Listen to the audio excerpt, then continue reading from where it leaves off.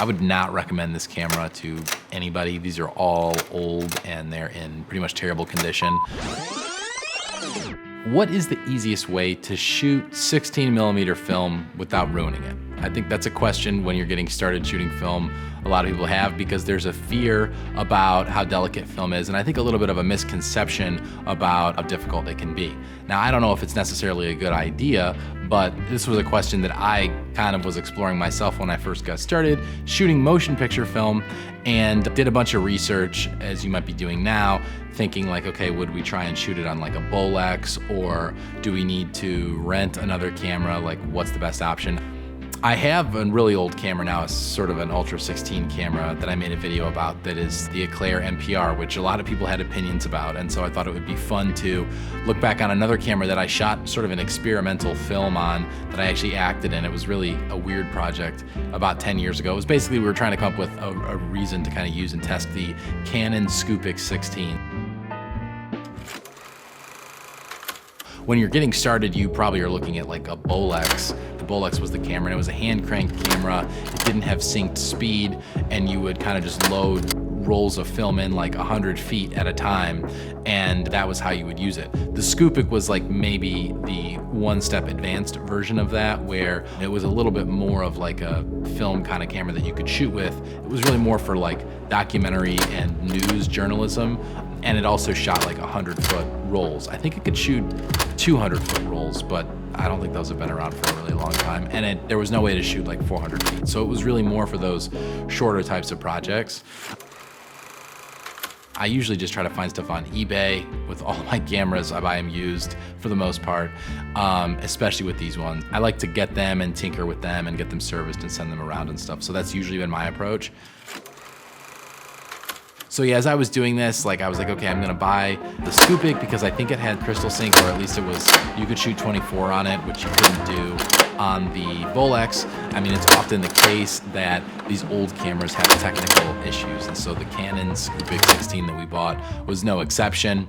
We did a quick little test with it, and what we realized was that you could not focus the camera using the eyepiece, and so you had to measure all of the distances, which is, you know, it's actually, when you're shooting film, it's usually a smart thing to do anyways, because unless you're really tested, like just, you know, eyeballing it, it's a little too critical to miss focus, and so the viewfinders are small and they're kind of hard to see, and so it's like measuring makes sense. But it's always nice to have the option where you can eyeball it. I mean, that's really, especially if it's like doc style or whatever, that's how you would want to do it. So once we realized that, we were shooting a film, we were like, okay, we'll just bring out the tape measure and have with the AC and have them measure it. And that was totally fine. And otherwise, I think the film turned out weird, but the footage is really cool. Like, you can see the colors are insanely vivid, and we had really nice light the day that we did it. We had like a smoke bomb that we did that was like a practical effect. We were shooting out in the forest and really tried to get some like cool, saturated, moody colors and ambience, and I feel like it captured it really well. I would not recommend this camera to anybody. These are all old, and you find it and it's like a box, like the box that it comes in literally looks like from the 1970s. And they use these little batteries that are like battery packs with like a charger, but it's so old and so janky, and so there's almost no guarantee that it will work. I think we ended up having to buy a new battery, which at this point, most of the batteries that work have been like resold, because batteries from 50, 60 years ago, they don't work anymore.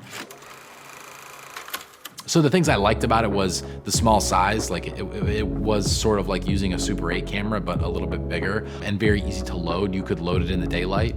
You would get these reels that are, you do have to feed the film in, but they're like daylight rolls, so they're really tight on the core. I mean, you probably, if you want to be safe, would at least want to do it in a dark room, but you know, they're daylight safe supposedly. So they're easy to load, they're easy to shoot. I don't have this one anymore because when I got the Eclair, I sold it, but great image quality. I mean, it's 4.3. You're not gonna find a Super 16 Scoopic or a Bolex. No one would modify those cameras at that point. You'd have to be kind of crazy to do it. But the 16mm image quality is nice, and even especially if you do the full scan in, doing like a 1080p scan, if you get tighter, you can get more details out of it. We did these for this film, I believe this was scanned at Cinelab, 2K scans. You know, Cinelab does a pretty nice job sometimes their scans are not good, and then they will rescan it. I've asked them to do that. The thing about them is they're just not very fast. So I think they're a really good option if you're like a budget independent filmmaker. If this is something that's really important, or if you want to see rushes, you probably want to go to like PhotoChem, or even I think for these shorter rolls like Pro 8 will do it. It's a little bit more expensive, but a more seamless experience. So yeah, this is the film, the finished film. I'm also gonna post on the channel so you can go over and check that out. It's sort of in a now defunct world online, so I guess you could say this is kind of re-releasing it, so you can check it out. You've seen a lot of clips in the video here, and thanks for watching, and if you enjoyed it, please subscribe.